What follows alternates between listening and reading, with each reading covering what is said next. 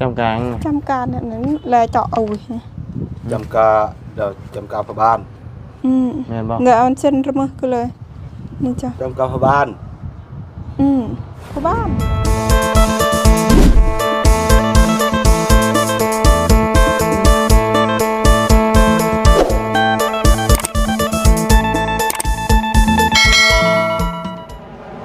โตเนาะมื้อนี้แดดพี่น้องเนาะเมื่อวานนี่ถือว่าทั้งบ้านน้องน้ำเนาะก็ถือว่าลม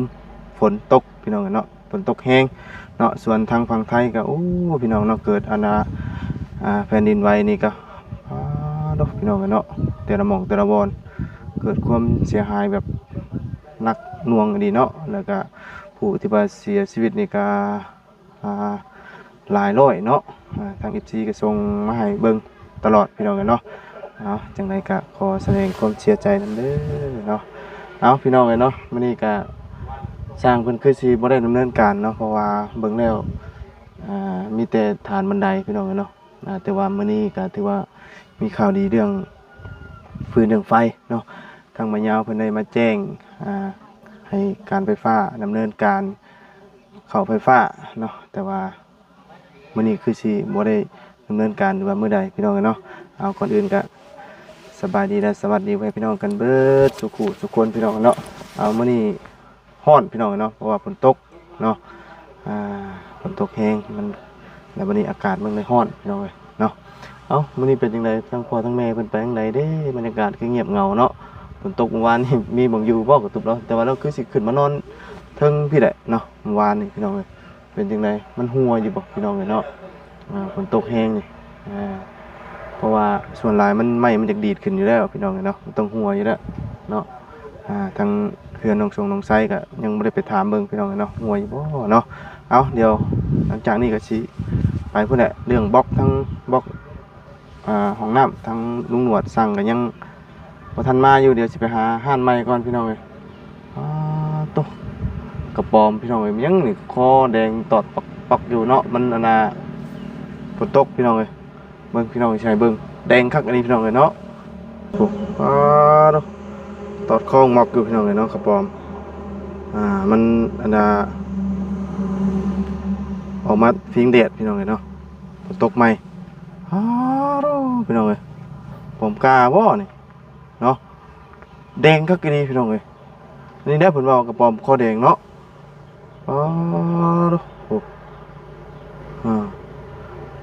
ผมข้อแดงพี่น้องเอ้ยแต่ว่าข้อสมเนาะมันข้อแดงนี่เนาะ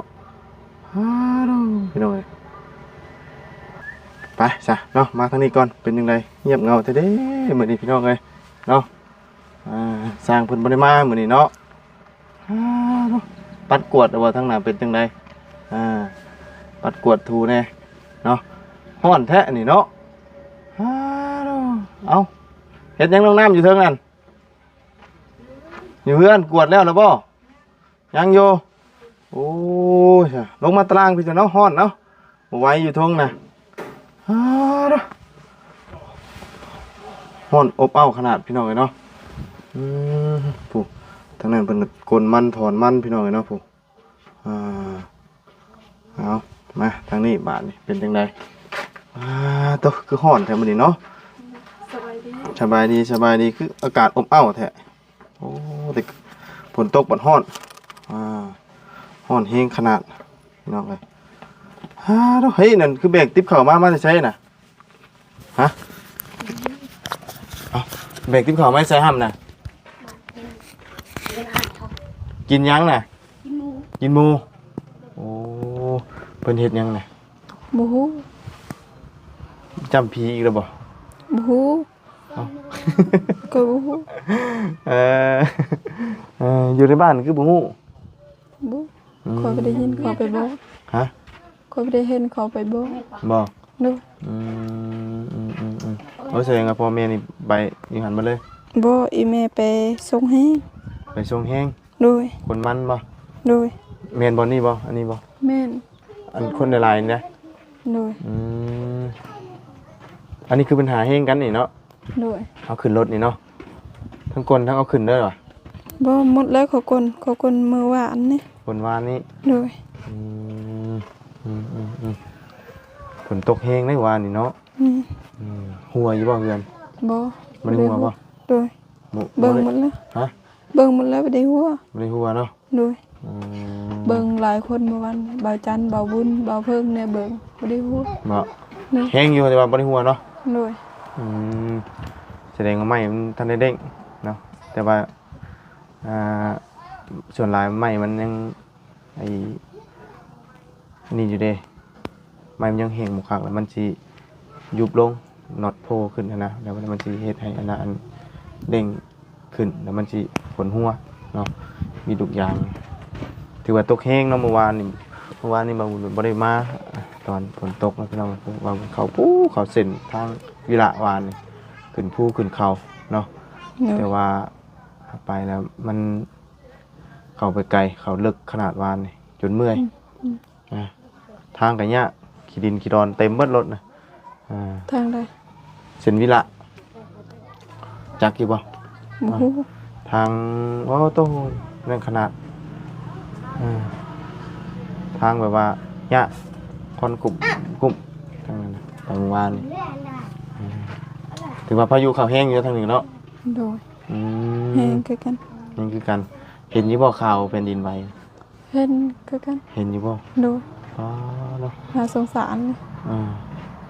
แบบยุบบึ้มเนาะ โดย เนี่ยแต่ว่าอยู่นี่บ่มีสัญญาณอินเทอร์เน็ตพี่น้องให้เบิ่งบ่ได้เนาะ FC เพิ่นก็ส่งมาให้เบิ่งเนาะอ๋อเด้อ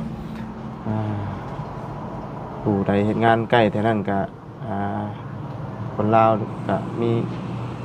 ผู้เสียชีวิตคือกันนะ โดยหลาย หลายคือกันเนาะเพราะว่าเหตุงานอยู่แถวนั้นเด้อยู่เขตนั้นแต่ว่าเห็นเพิ่นอพยพเนาะโอ้อพยพลงจากไอ้ที่สูงตามถนนคนเต็มอยู่พี่น้องเนาะเห็นได้กับป้าโตนักหน่วงเนาะนักกว่าน้ำท่วมอีกตอนนี้ แม่เขาลีอยู่คอยจน เพราะว่าตัวนี้นะมันเป็นภัยแบบว่าบึ้มลงเลยคือน้ำท่วมมันยังอีกแบบนึงอะเนาะยังแบบว่าบ่ได้มีการสูญเสียหรือว่าเกิดอันว่าแบบเสียชีวิตปานใดเนาะอันนี้ป้าตน้ำบกเนี่ยยังเก็บได้นะ แม่ แต่อันนี้ที่มันหักมันเพแตกไปเลยแผ่นดินเนาะจักจะพานป้าตทางบ้านทางเมืองลาวก็คือว่าอยู่เวียงจันทน์เนาะมันใกล้กันเด้เวียงจันทน์แต่ว่าทางพี่ก็บ่ได้มีเนาะทางอนาสวรรค์นี่พี่น้องเอ้ยยังมาบ่ฮอดบ่หรือว่าจังได๋มาฮอดก็คือสิหนีทันอยู่แล้วเนาะมันบ่ได้อยู่ตึกสูงพี่น้องเอ้ยอยู่เทิงเรือนธรรมดานี่ถ้ามันล่มลงก็ได้เนาะคือสิบ่ล่มคืออันตึกใหญ่เนาะพอตึกใหญ่มันยุบบุบลงแบบนี้เลยเด้ตึกที่ว่าเพิ่นสร้างยังบ่ทันแล้วนะเบิ่งในโทรศัพท์บ่ โดยเบิ่ง คนติดในหันกันเนาะป้าโตเห็นนะเพิ่นแชร์ลงใน Facebook อ่ะลูกน้อยอยู่อึกทับเบิด2คนเลยลูกน้อยก็ทับแม่ก็ทับเพิ่นกำลังเจาะเอาเนาะยังรอดชีวิตอยู่แต่ว่า ยังหลอด ทับไว้เด้เฮือนกิดินเนี่ยทับไว้ทับไว้เพิ่นกำลังเอาอันนั้นเจาะแตกอยู่แต่ว่ามันหักเนาะขี้ดินเต็มหมดเลยผู้รอดก็รอดนะครับป้าตัว ผู้ก็รอดผู้แต่ว่าบุญแท้ แม่ผู้รอดนี่ถือว่าบุญหลายดีเนาะเพราะว่ามันถล่มลงสินะอะไรขนาดนั้นเนาะมันเกิดเหตุแบบนี้ป้าเนี่ยตอนนี้เพิ่นก็ยังเล็งเก็บหาผู้รอดชีวิตอยู่เนาะส่งเข้ามาเบิ่งอยู่พี่น้องเนาะมาบุญก็เบิ่งอยู่เบิ่งเลยก็โอ้แต่ย่านดีซึ่งมันบ่เคยเกิดขึ้นเลยนะส่วนหลายมีแต่เห็นแต่ในหนังเนาะแล้วก็อยู่ประเทศอื่นประเทศที่ว่ามันไกลเฮานะแต่อันนี้ประเทศใกล้พร้อมแล้วก็ เป็นประเทศไทยนะพี่น้องซึ่งเป็น เพื่อนแหละ ประเทศ กี่ ที่ เลยเปลือกบางเดือนอัดดง บาบุญไปใช้ชีวิตอยู่พุ่นหลายปีเนาะ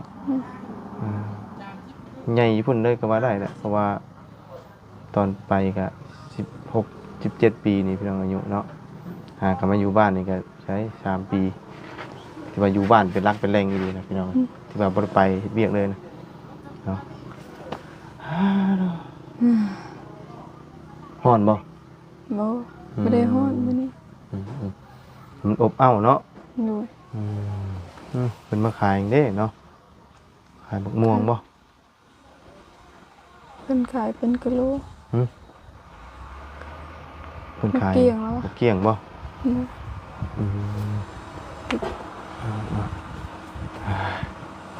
อ่อนแห้งคืออะไรข้าย่อย บาง เลย คนก็ขึ้นมันนะ ฮะมันเป็นยังไงคือต่ำนู่นน่ะ บ่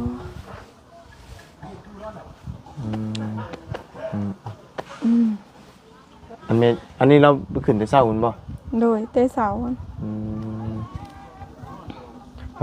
แล้วนี่มันมาได้เนาะ โดย 2-3 คันเด้อ 2-3 คันนะบ่ แต่มื้อวานนี่มื้อเสาร์นี่มื้อเสาร์นี่คันนึงมื้อวาน ใช่จะส่วนมันจะตัวนี้บ่ โดย ฮอดใส่ อยู่เทิงเพิ่น ฮะ ฮอดอยู่เทิงเพิ่น ไกลแต่บ่ พัวมันยิ่งเลยอายเปิดบางเดือนโรคประจำการนะเราเอาประจำการ เนี่ย นั่นประจำการ เปิดขึ้น ตะเบิ้ลon จำกลาง ประจำการเนี่ยนั้นแลเจาะเอาไว้ จำกาเดี๋ยวจำกาพระบ้าน แม่นบ่ เดี๋ยวเอาเส้นระมือก็เลยนี่จ้ะ จำกาพระบ้าน พ่อบ้าน ก็ปอเสร็จกลุ่มเลยแต่มันเบิร์นอยู่พระบ้านนะ kiaไม่ดึงชุกุมkia chưaไม่ดึงเลยเจอkia on đây ai kia đó มันรับเลย ไม่ดึงแกะ เกะไว้ เข้าไฟเห็นบ่ mẹ เพิ่นให้จำพ่อบ้านก่อนบ่ ทันเขาแล้วทันยังได้ตามพระบ้าน tuần lẻ đó ตอนแรกก่อน chưaไม่ดึงnhá chạy kia bạt lắm ยังบ่แล้วยังเขาเหยาเรือนลาน ยาว ตอนแรกพระบ้านนะบ่มีแต่ไปเส้นอยู่ในกลุ่ม กลุ่มอยู่ ยังเขาบ่ได้ปอนบัตร อยู่บ้านดงนี่บ่ แม่นอยู่บนเขากลุ่มกายดานมาพี่ ด่านพุ่นบ่ด่านเลยบ้านดงไว้นี่บ่ แม่น ไปต้องไปจำยังบ่ บ้านดงไปคน ต้องไป กาย จำ ดานมาพี่ อ๋อ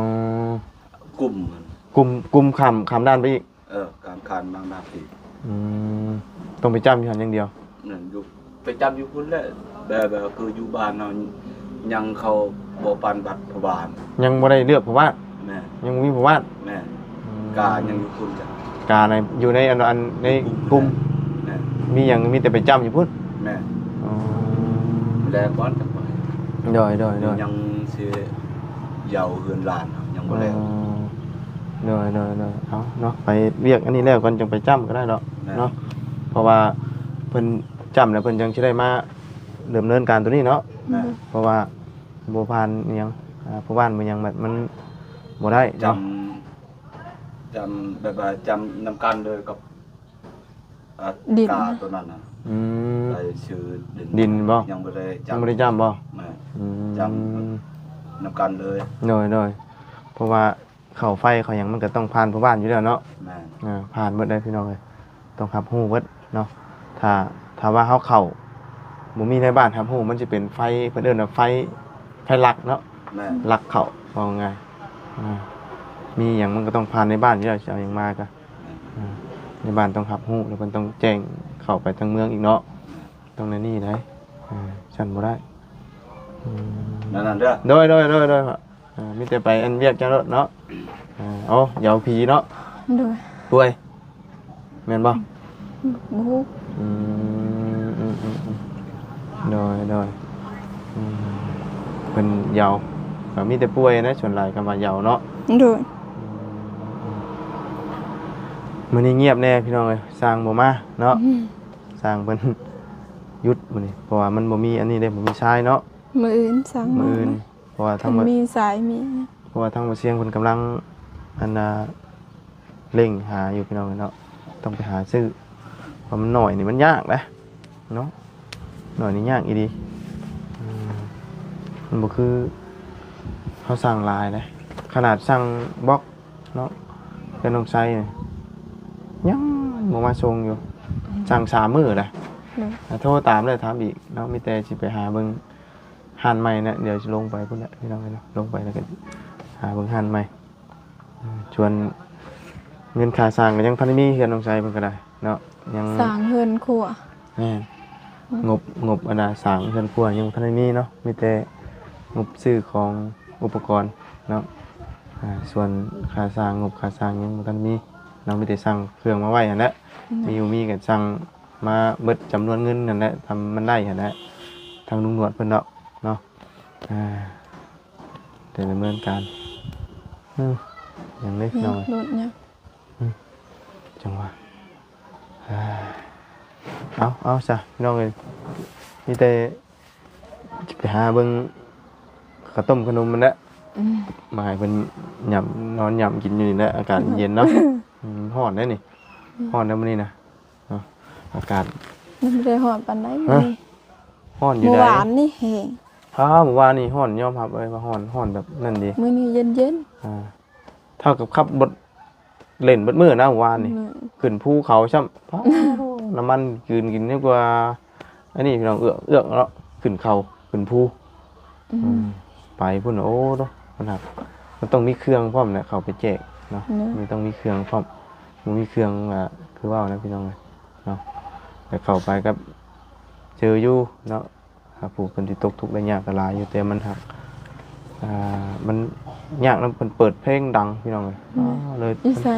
อยู่พุ่นแหละมองไปเนี่ยเลยถ่ายมาได้ เขาเปิดเพลงคือกัน แม่เปิดเพลงดังเลยเฮาบ่กล้าบอกเพิ่นได้เฮาไปใหม่เนาะ นี่ เฮาบ่กล้า ขนาดเฮือนเฮาไปตลอดยังบ่กล้า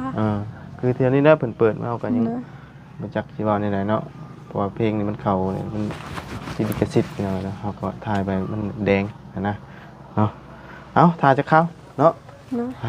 ฮ้อนซับแล้วฝนตกว่านี่มันบ่ได้เปียกบ่อันกระตุบน่ะ บ่ได้เปียกขอบใจเด้อ ให้น้องกินเนาะแล้วก็นอนอยู่หั่นบ่คืนนี่ โดย ยันว่าเราใหญ่ขึ้นมานอนนี่ บ่แม่ค่อยขึ้นนอนอยู่นี่น้องค่อยนอนอยู่พุ่น พ่อกับแม่ขึ้นนอนนี่ อีพ่อนอนอยู่นี่ นอนอยู่เตียงนี่ โดย แต่ว่าอันในตุ่มน้องนอน โดย ยันว่าอยู่มันเปียกเด้ บ่ได้เปียก เสื้อนั่นก็เปียกบ่ได้น้ำไหลเข้าเนาะ โดย เก็บไว้ตรงตารางคือสิทิ่มบ่ได้นะเบิ่ง ถิ่มแล้วไปสิ มันฝนตกอีหยังมันใส่เปียกมันเน่าบ่ได้เนาะ โดย เนาะฝนตกทำมันทำหยังนะพี่น้องเอ้ยเนาะเพราะว่ามันก็ตายหลายในช่วงเนาะ ทีนี้ฝนตกแล้วมันงามขึ้น ฝนตกแล้วใครแน่เนาะนี่คือสิแม่นเลิกได้นะยางมาเนาะแม่นบ่ เราเลิกแล้ว แม่นบ่ โดย นี่คือยางมาเลยแล้วต้องยางวนมาทางนี้แม่นบ่ โดย ยางมานี่เนาะ โดยยาวมาขึ้น ไปขึ้นมันเอาแห้งเนาะคือเอาแห้งนี่ ไป คือ ส่งให้ ตะกี้เพิ่นมาถอนซอยเจ้าบ่ โดย ตะกี้น่ะเพิ่นมาถอนซอยเฮาบัดนี้แหละฮอดเวลาสวนเพิ่นน่ะเฮาต้องไปถอนของเพิ่นคืนเนาะ ไปส่งขึ้น เข็นจ่างก็บ่ได้ซ้ำ คำจ้างมันก็เท่ากับเฮาบ่ได้หยังเลยเนาะ โดย เพราะว่า บ่มีซ้ มันก็กิโลนึงมันดิบนี่ก็โลละ1,000กีบบ่ฮอดซ้ำเพิ่นพันอันใดเห็นเพิ่นติดป้ายนั่นหั่น900กับ50กีบ ำ เข้าไปในพุ่น900กิโลนึงน่ะบ่ฮอด1,000เดี๋ยวนี้ถึกแฮงเนาะแต่ว่ามันแห้งมันที่ว่าเพิ่นต่างนี่ หลายคนเฮ็ดมันปีนี้ คนเฮ็ดมันหลายแล้วบัดนี้ กล้วยขึ้น ในโรงงานบัดส่งออกบ่ทันเนาะ โดย มันหลายเด้ตุไปใช้ ฮ้อนอยากอยู่ดูดิ ฮ้อนบ่ เออ ฮ้อนแห้งเนาะไปซะมีแต่บางบุญก็สิเดินทางก่อนบัดนี้เด้อ โดย เด้อจังไดก็อันจังแวะเวียนมาใหม่พี่น้องกันเนาะมื้ออื่นพุ่นน่ะเข้ามานั่นก็เนาะ กินข้าวกินน้ำก่อน กินแล้วกินข้าวอยู่นี่แหละ โดย กินเรียบร้อยแล้วตื่นนอนมากินเลย เนาะ ว่าตื่นก็กินเลย กินเลยเดี๋ยวนี้ บ่ได้ล้างหน้าเลย ล่างอยู่ โอ้ตื่นกินเลย แต่ว่าเดี๋ยวนี้กินข้าวแบบว่าเช้าแน่นะแต่เก่านี่ตื่นมาบ่ได้ค่อยกินเดี๋ยวนี้ตื่นมานี่อยากโลด เนาะ เนาะไปจ้าพี่น้องสำหรับมื้อนี้ก็บ่าวบุญก็ล่ำลาซ้ำนี้กันเด้อพี่น้องเนาะพบเจอกันใหม่ขอบคุญขอบคุณไปพี่น้องใน FC เด้อที่เข้ามาติดตามนะครับชมคอยให้กำลังใจพี่น้องเนาะไปแล้วน้องน้ำเนาะ สบายดี เด้อพี่น้องเนาะป้าปู่ทั้งแม่เรากำลังมาเตะช่วงเฮงเอามันพี่น้องเลยเนาะดอกปู่ทางนั้นก็ได้กินข้าวเนาะกินข้าวน้องน้อยเพิ่นนะกันไดยนแต่ต่อยอยู่กินข้าวยังอยู่ล่ะฮะกินข้าวกับหมักเพชรโอ้แซ่บบ่แซ่บกินง่ายๆเนาะกินข้าวกับหมักเพชรแล้ววะเอาบ่ได้กินหมูบ่เบิดแล้วบ่หมูน่ะมันบ่ได้ไปบ่เนาะเด้อกระตอบหน่อยเนาะมันก็ถือว่าซื่นขึ้นพี่น้องเนาะฝนตกถือว่าโอเคขึ้นหลังจากที่ว่าฝนตกเมื่อวานนี่เนาะเป็นเด็กทางเมย์เป็นหากันมาเนาะคุมไปยังพี่น้องเลยเนาะมาแต่ส่งเฮงเอามันส่งมันถอนมันนะพี่น้องเลยเนาะไปซะพี่น้องไปเด้อพบเจอกันใหม่สบายดี